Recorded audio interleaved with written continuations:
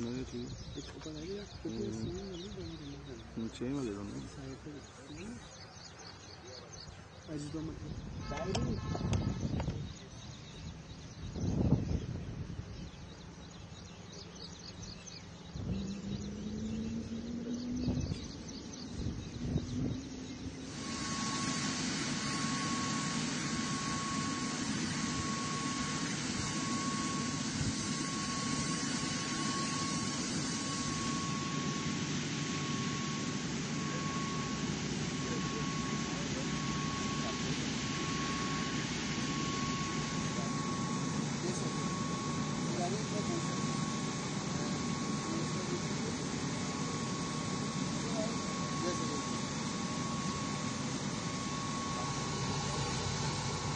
Sir यही रहने दे, यही रहने दो सर, मैं सर यही रहने दो।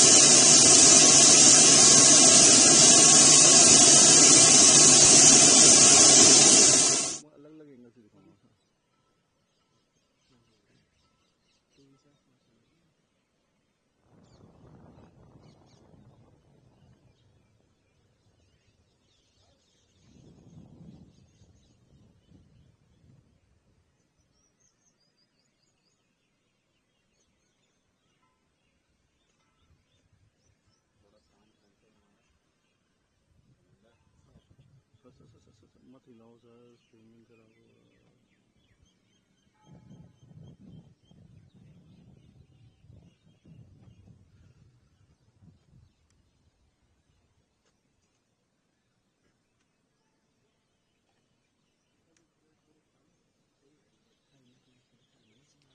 इस प्रश्न का उत्तर देने के लिए एक छोटी सी भूमिका अनिवार्य है।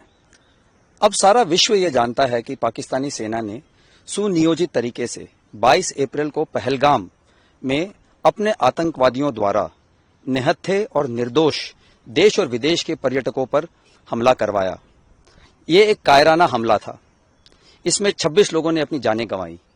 इसके पश्चात पूरे देश के आक्रोश ने भारत के प्रबल नेतृत्व के अधीन ऑपरेशन सिंदूर का रूप लिया, जिसमें अचूक और सामयिक जानकारी से सशक्त भारतीय सेना ने पाक में पनप रहे अनेक आतंकी स्थलों को निशाना बनाने की योजना बनाई।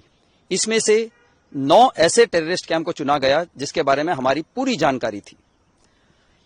इन सबको बर्बाद करने के बाद टोटल इसमें से 9 टारगेटों में से 7 को भारतीय स्थल सेना ने नाश किया।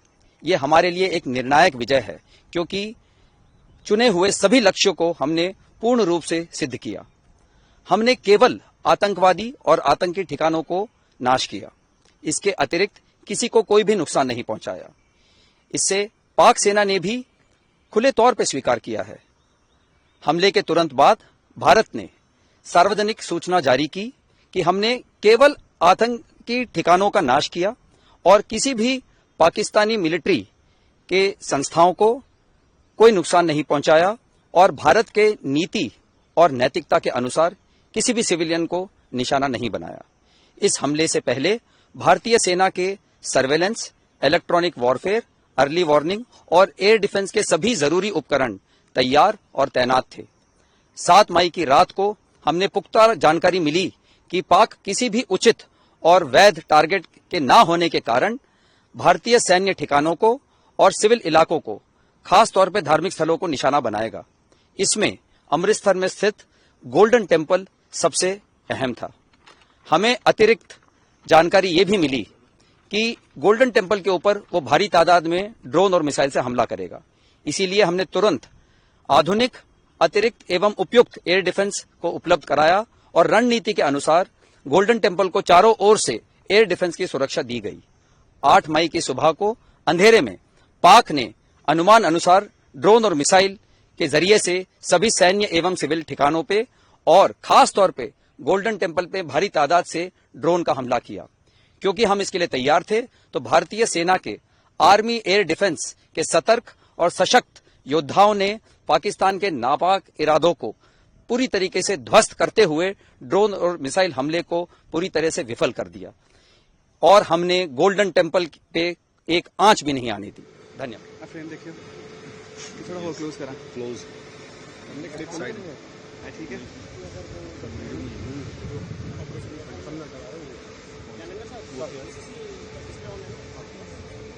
वो क्या है?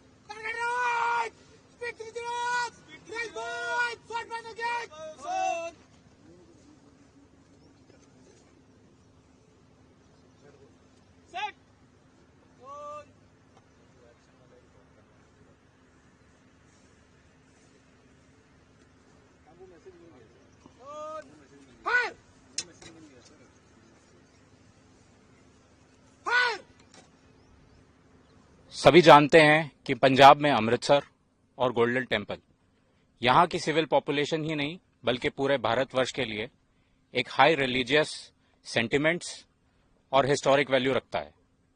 इसीलिए इसकी प्रोटेक्शन हमारे लिए टॉप प्रायोरिटी बनती है। जैसे कि आप सभी जानते हैं, हमारी आर्मी एयर डिफेंस के पास tactical control radars, fire control radars, counter UAS systems, long range surface to air, radar guided missiles, heat seeker missiles और एडी गन वेपन सिस्टम्स हैं। हमारी लेयर्ड और टियर डिफेंस, जैसे आपने डीजीएमओ की conference में उसका मेंशन सुना होगा, ठीक उसी प्रकार हमारी different class of ground based air defence weapons, एक कारगर एयर डिफेंस और काउंटर यूएस अम्ब्रेला यहां बनाए हुए हैं। 7 मई 2025 को जब हमने पाकिस्तान और पीओजेके में आइडेंटिफाइड टॉप मिलिटेंट इंस्टॉलेशंस जैसे एलईटी का हेडक्वार्टर्स मुरीद के में हिट किया, ये एक्सपेक्टेड था कि पाकिस्तान रिटेलिएट करेगा और हमारे मुख्य एयरबेसेस और मिलिट्री इंस्टॉलेशंस को टारगेट करेगा। बट टू आवर सरप्राइज, कुछ kamikaze drones surface to surface और एयर टू सरफेस मिसाइल्स जो कि डायरेक्टली गोल्डन टेम्पल के लिए वहां से लॉन्च की गई थी, लगभग 3 दिन तक they tried to damage our airbases and military installations. Success नहीं मिलने पर इन्होंने यही कामिकाजी ड्रोन्स और रॉकेट्स को सिविल एरियाज, गुरुद्वारा साहिब और रिलीजियस एरियाज को भी टारगेट किया। All of the air raid was intercepted and shot down with such precision. More so over civil population ने भी हमारा कभी साथ नहीं छोड़ा। आप इसी बात से अनुमान लगा लीजिए कि 3 दिन में हमारी ground based air defence weapons और आर्मी एयर डिफेंस का सिर्फ 10% एम्यूनिशन ही एक्सपेंड हुआ था। I must tell you this, हमारे jawans they were charged up. जैसे ही कन्फ्लिक्ट के डेज बढ़ते जा रहे थे, they were full of josh and shooting down drones with more accuracy. They were unstoppable. हमने काफी क्वांटिटी में कामिकाजी ड्रोन्स और माइक्रो ड्रोन्स जैसे यीहा-3 और सोंगार भी रिकवर किए हैं, जो लाइकली टर्किश ओरिजिन के हैं। पाक का ऐसा रिस्पांस और क्वांटम ऑफ एयर रेड्स या टेक्नोलॉजी को देखते हुए मैं ये कह सकता हूं कि इट इज वेरी डिफिकल्ट कि अभी हमारा एडी वॉल को ब्रीच किया जा सके। And we are constantly improving this grid as I speak. हमें एयर डिफेंडर्स ऑफ पंजाब कहा जाता है। ये पूरा का पूरा इलाका पंजाब का हमारी एयर डिफेंस की रिस्पॉन्सिबिलिटी बनता है। हमने बहुत हायर कमांडर की प्लानिंग के साथ यहाँ पर ग्राउंड लेवल पर इसकी एग्जीक्यूशन बहुत ही प्रिसीजन और बहुत ही अव्वल दर्जे की गई है। आपका अगेन मैं मेंशन करना चाहूंगा लेयर्ड एंड टियर डिफेंस। हमारा एडी वॉल इस तरीके से बना हुआ है कि कहीं भी कोई भी मिसाइल किसी ना किसी लेयर पर कहीं ना कहीं किसी भी वेपन से वो जरूर इंटरसेप्ट या शॉट डाउन होगी।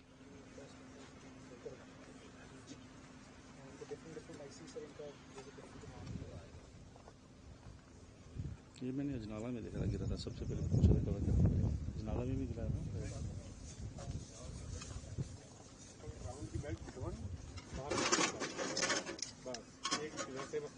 इधर से लगा दो। आप एक और आ जाओ यहाँ बंदा।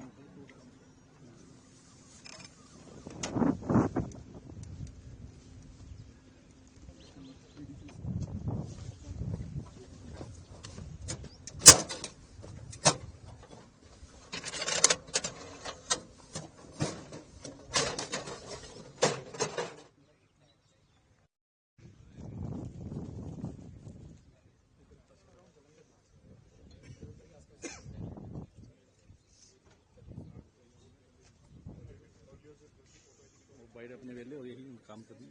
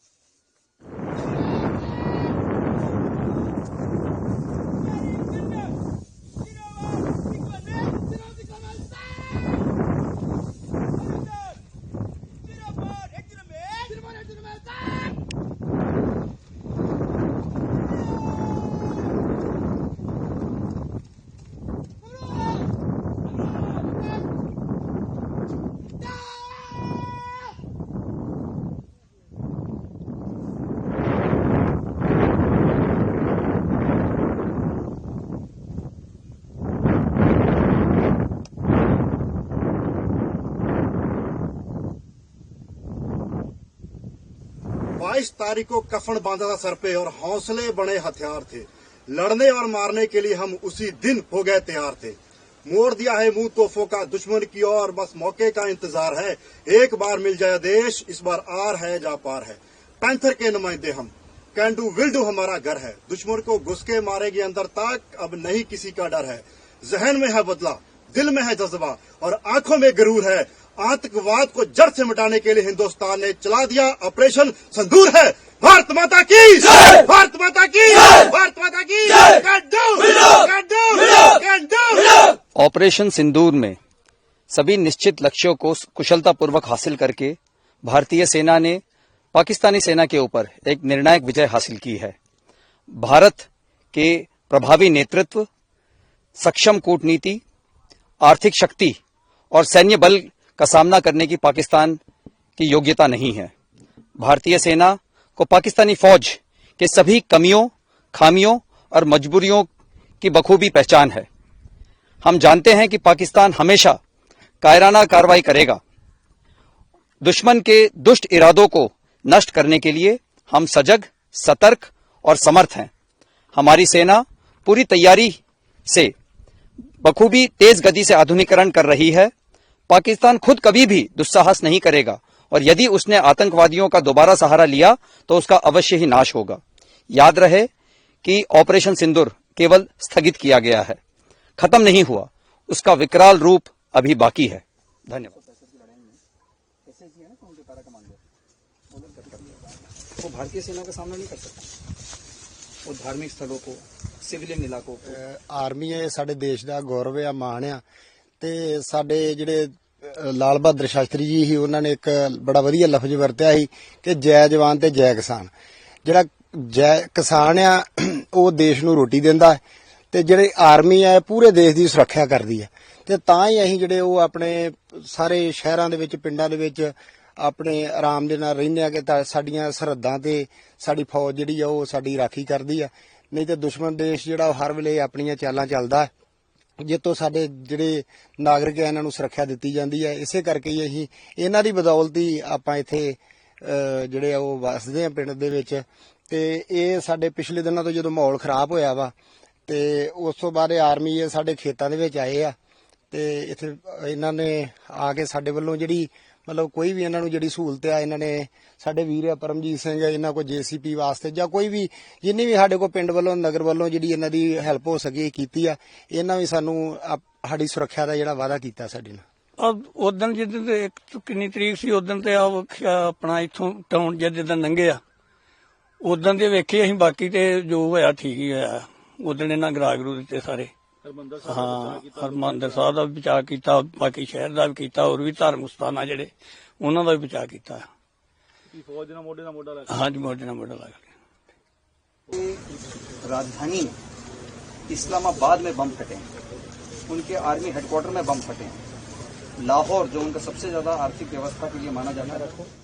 जिस दिन मौका मिलेगा, एक मौका आपको मिलेगा दुश्मन को बर्बाद करके अगला आपके साथ बातचीत